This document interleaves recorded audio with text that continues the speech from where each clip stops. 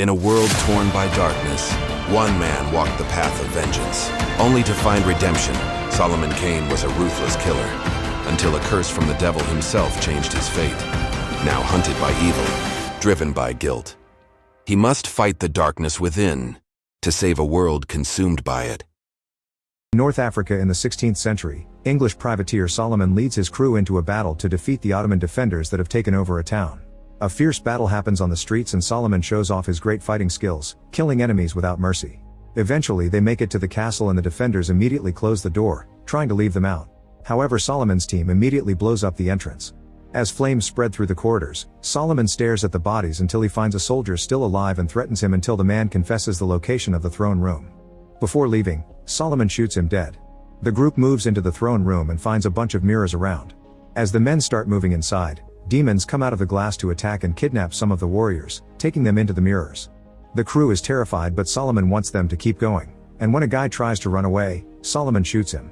At that moment a door opens at the back, revealing the throne.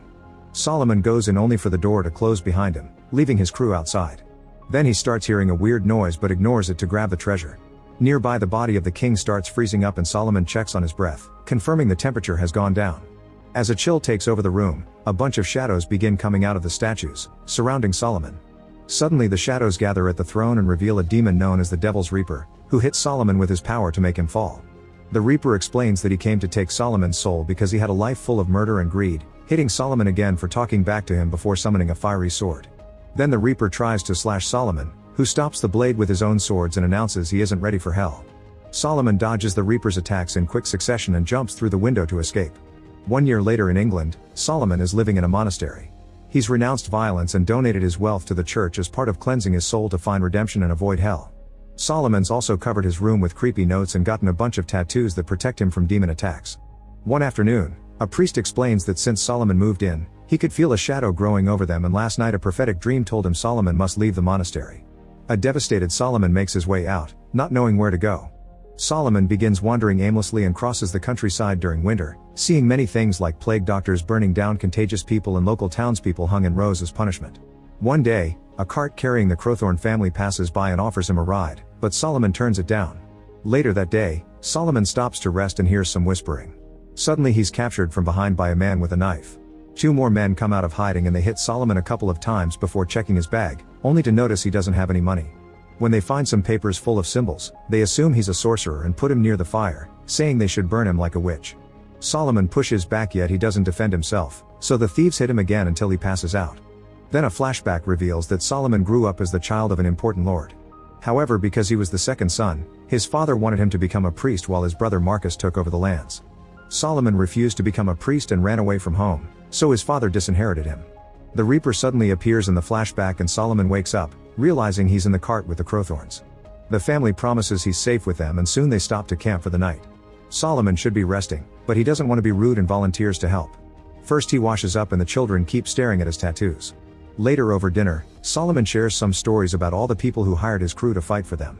The daughter Meredith finds the tales exciting, but her older brother calls her out for supporting violence. Then the father William mentions he used to be part of the Queen's army until he found his faith. Killing used to be hard for William, but Solomon admits it came easy to him. That night Solomon dreams of his childhood again. When he was leaving his father's lands, he found Marcus trying to take advantage of a girl, slapping her to keep her quiet. Solomon tried to stop him and took out a knife, but Marcus easily overpowered him and cut his cheek.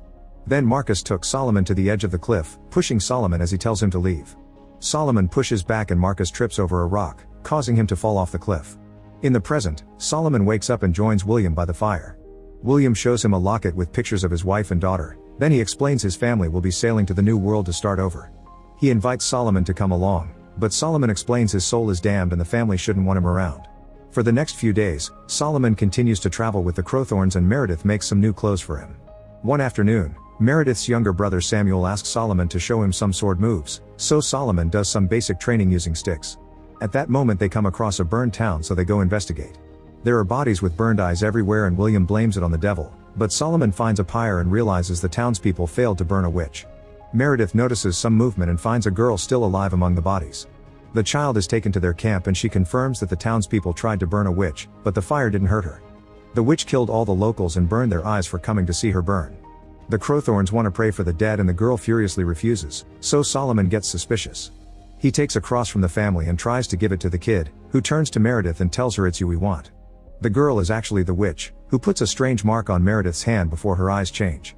She jumps on Solomon to attack him, saying the devil is waiting for him. Solomon pushes her off and the witch shows her real form, failing another attack before transforming into birds to escape. In a town nearby, a bunch of violent cultists are attacking the locals and putting them in cages for their master the sorcerer Malachi. They're led by the masked rider, who rewards the men by touching their faces and transferring some power. The men's eyes change and the rider's hand leave burn marks on their skin, but now they're more powerful.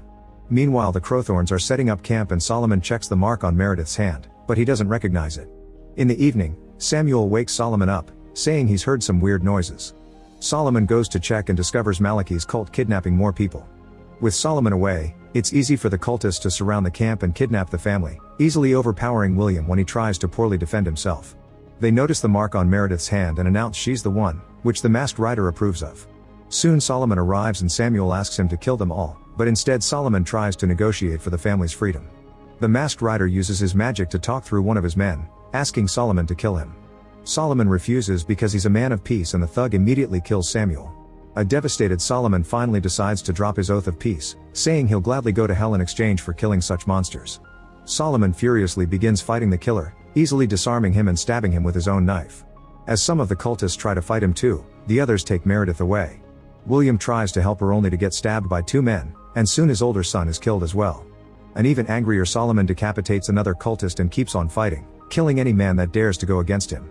While he's distracted, the masked rider and most of his group leave with Meredith on their horses, so Solomon isn't fast enough to follow them. Afterward Solomon checks on William, who makes him swear an oath that he'll rescue Meredith.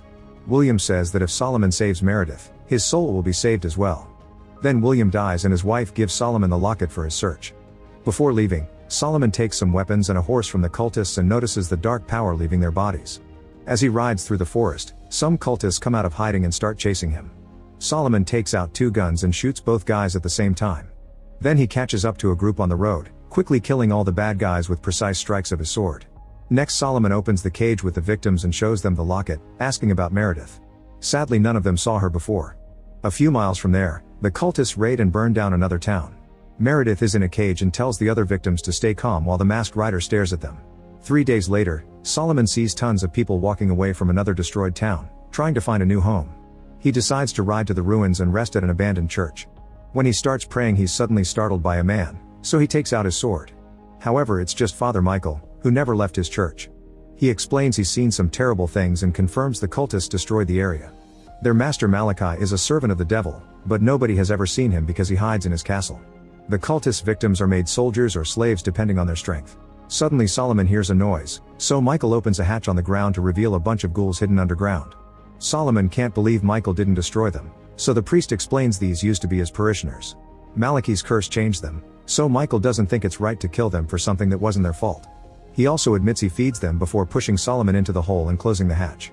The ghouls immediately surround Solomon and get ready to eat him, but Solomon takes out his sword and starts killing them. Some of the ghouls feed on their dead fellows while others continue to attack Solomon, whose torch helps him keep the ghouls at bay. In the church, Michael tries to hear what's happening only for someone to suddenly come in and attack him.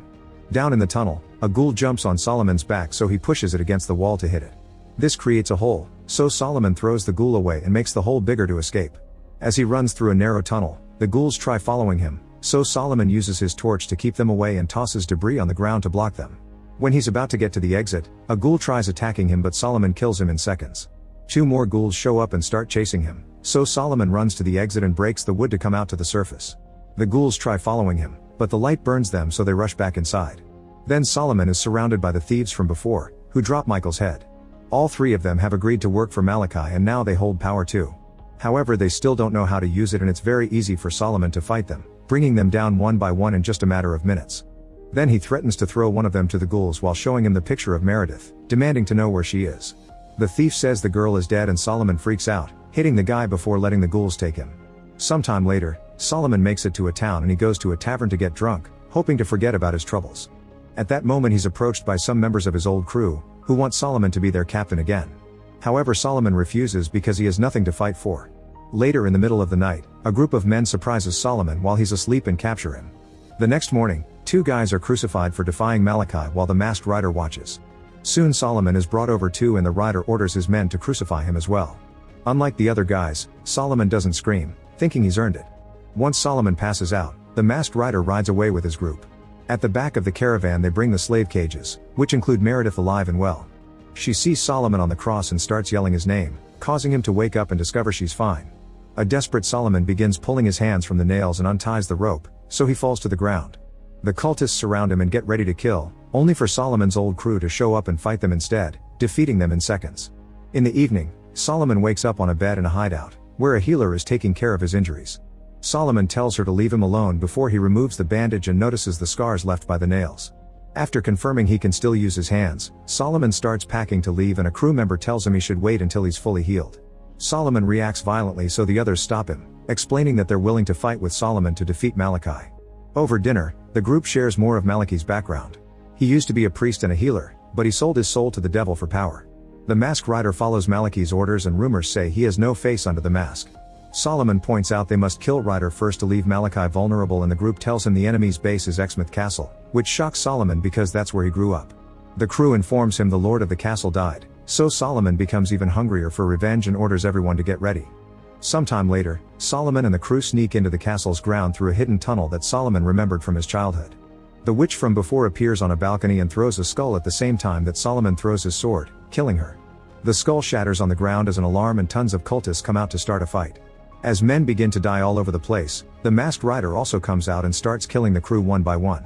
Solomon rushes to stop his attack and tells his men to run and hide since they can't win this.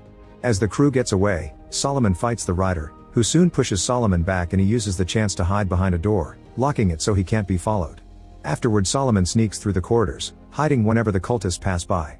Eventually he makes it to the dungeon, and when he's about to free the slaves, a cultist appears behind him. Solomon kills pretty quickly and then uses his keys to open all the cells. Unfortunately, Meredith isn't among the prisoners. One man is left behind, and when Solomon checks on him, he's shocked to discover it's his father.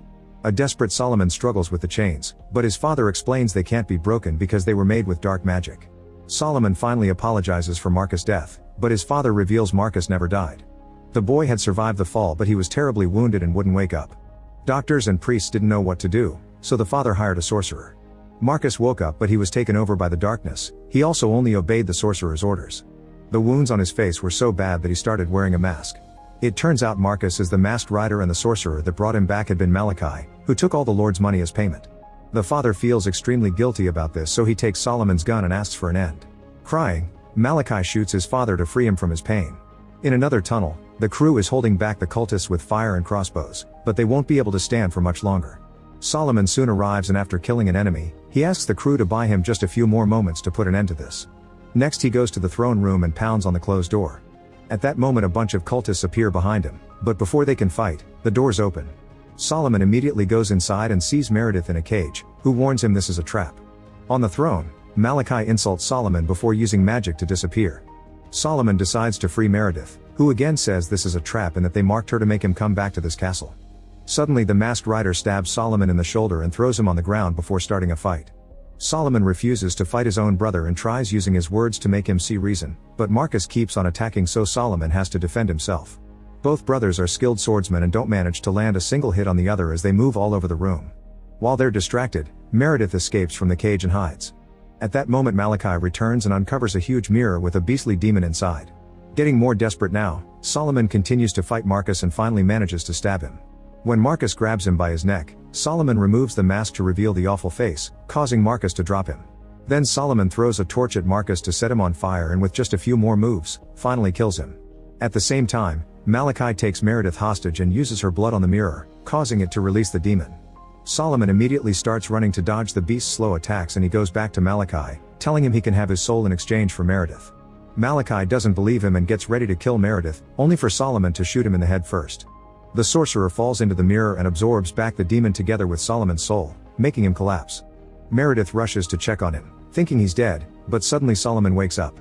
He remembers William's words and realizes he truly reached redemption by saving Meredith. The crew then shows up and explains all the cultists fell together, so the war is over. From then on, Solomon travels across the continents to fight monsters and protect the innocent.